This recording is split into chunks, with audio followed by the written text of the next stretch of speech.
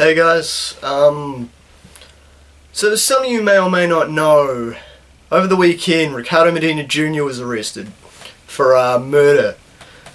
Ricardo Medina Jr. is the dude that played Cole Evans in Power Rangers Wild Force. He was the Red Ranger in that series, and then he came back a few years later to play Decker in Power Rangers Samurai and Super Samurai. And so they say it was murder, but for all intents and purposes it sounds more like it was self-defense.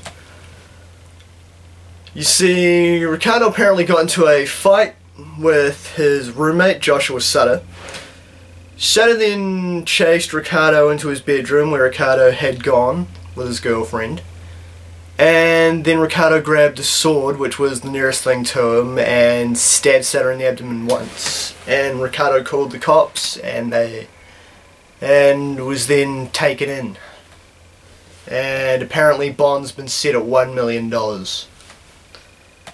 I think it's a little unfair myself, considering if you'd legitimately murdered someone, why would you call the cops on yourself? And the entire story does sound like it was self-defense, but I'm not here to play the blame game on either party. I can't wrap my mind around this, you know. I mean, even though I'm an adult, I still love the Power Rangers franchise, and I've made it a point, since Power Rangers was banned over here most of the way through Mighty Morphin because a bunch of soccer mums and soccer dads wrote in and complained about the violent content, and it was banned in New Zealand until Samurai came out, which is kind of ironic considering Power Rangers has been filmed in New Zealand since Ninja Storm. And yeah. So, I really liked Ricardo in Samurai. I thought he was one of the few bright points to a really piss-weak and average season. But that's neither here nor there.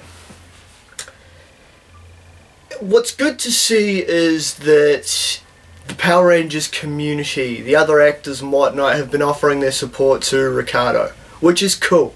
Because when this sort of thing happens, you want your contemporaries and you want your peers to have your back. And from what everybody's saying is Ricardo's the type of guy that wouldn't do this, and they're struggling to wrap their heads around what could have happened, and they don't see him as a murder kind of guy. Yeah, okay, so Jason David Frank once again opened his mouth up and said what he shouldn't have said, but other than that, everyone's been really cool. Jason Faunt went on the news to try and set people straight. You've had the kids from Power Rangers Samurai go into bat for him and say that they can't believe it's happened. And as a big kid and a fan of the Power Rangers franchise myself, I really hope everything works out for Ricardo. I hope they find him not guilty. I hope they find that it was self-defense. And I hope the man gets to go live his life. Because I can't imagine the pain Ricardo's going through at the moment, you know? It's got to be hard accidentally killing someone and then being arrested and then being put in jail. As we've seen with Scott Hall, you know, as wrestling fans know with Scott Hall, a lot of Scott Hall's drinking and drug problems are to do with the fact that he's suffering post-traumatic stress disorder from accidentally killing someone in self-defense.